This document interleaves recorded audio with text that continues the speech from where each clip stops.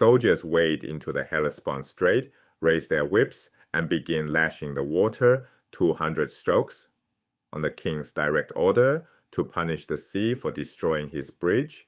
To the Greeks who recorded this moment, it was proof of madness, a mortal who thought he could discipline the ocean. To Xerxes, it may have been something else entirely. This is the story of the largest army ever assembled and the two completely different ways two civilizations understood it. To understand why the Greeks saw madness in that scene, we need to understand what they thought about the Persians. It's more complicated than you'd expect.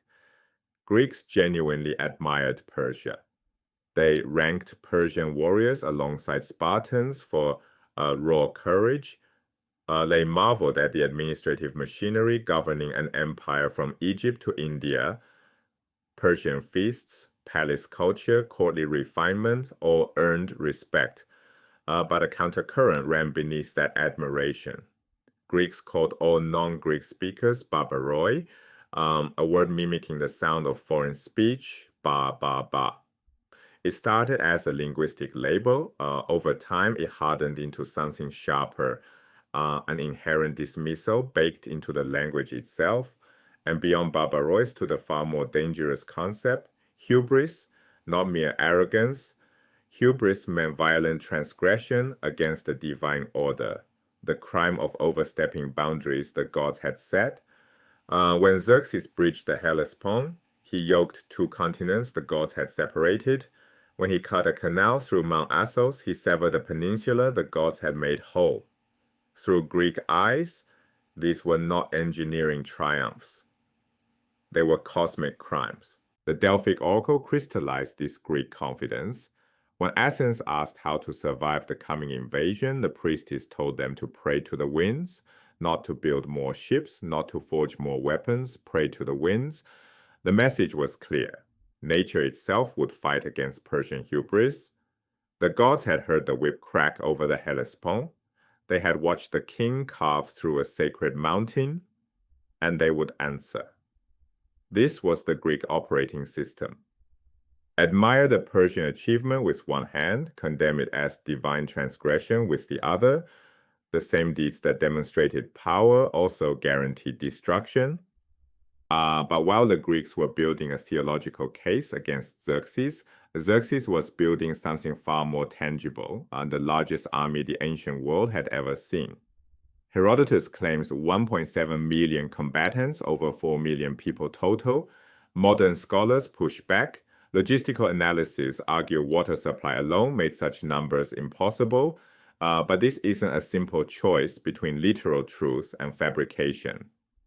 The Persians spent years constructing advanced supply depots along the route. They repurposed Greek wine jars to create water supply lines stretching all the way to Egyptian desert forts. This was a civilization that understood logistics at a continental scale.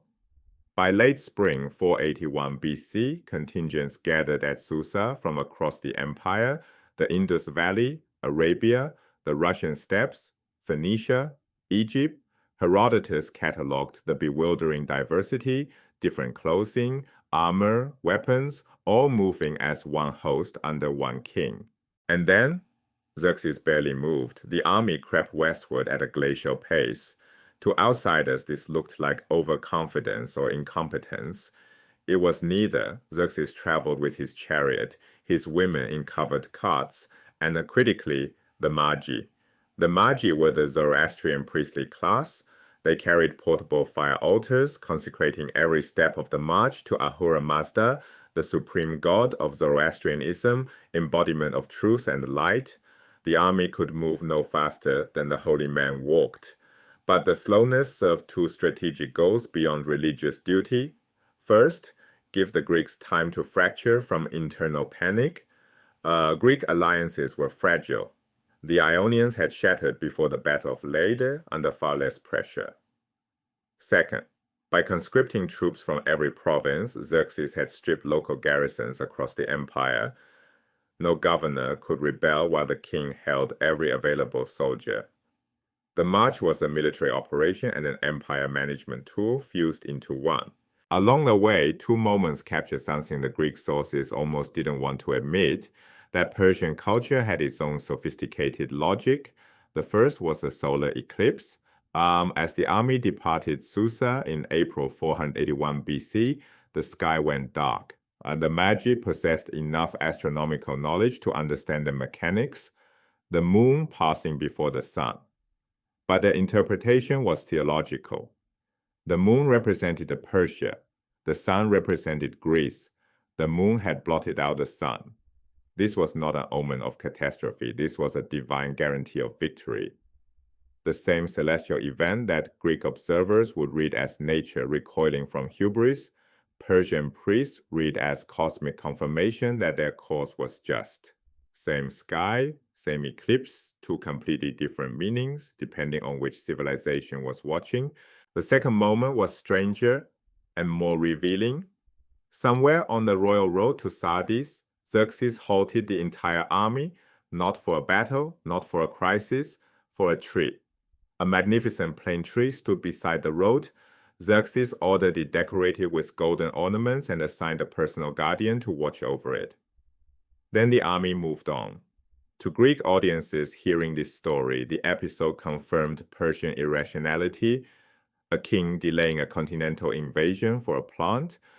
But this reflected something deep in Persian culture, the paradisos tradition. Paradisos, an enclosed royal park or garden, is the origin of the English word paradise. Persian kings were gardener kings, creators of great parks, cultivators of beauty. Their relationship with nature was reverential, not adversarial. The irony is extraordinary.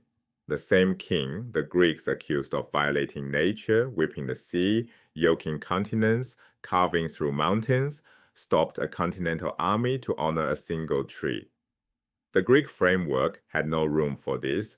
The narrative required a mad tyrant defying the gods, not a king kneeling before natural beauty, and this pattern repeats across every event of the march.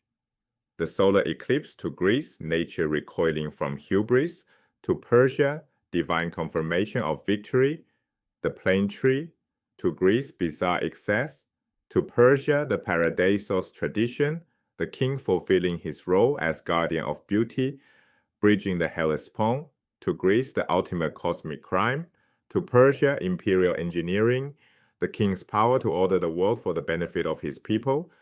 Same events, different civilizations, different meanings entirely. Both narratives contain truths.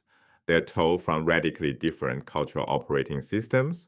The Greek hubris framework would shape how Western civilization remembers these events because the Greeks won, and the Greeks wrote the histories that survived. But the march itself, its logistical genius, its cultural texture, its strategic subtlety, tells a different story.